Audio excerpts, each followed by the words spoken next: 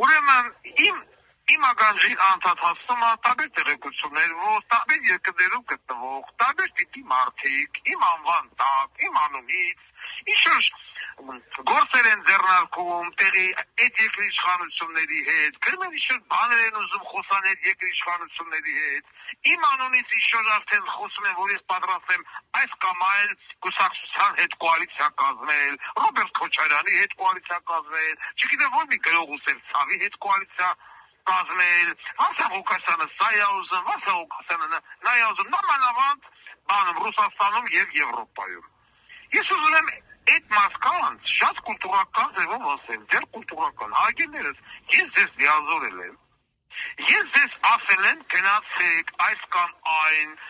գերատեսչական մարմնի հետ անպայմանավորվեք իմ անունից, բախոս, ես ընդամենը ունեմ մի հատ, այսինքն լիազորել եմ մի հոգու, դա իմ փաստաբանը, որ իմ անունից գրել է այս երկրին, այն երկրին, այս իշխանությանը, այն իշխանը, ուրիշ մարդ չկա։ Ով է ձեզ խնդրել գնալ իմ անունից տեղ ընդեղ բաներ բանակցել, բաներ խոսալ,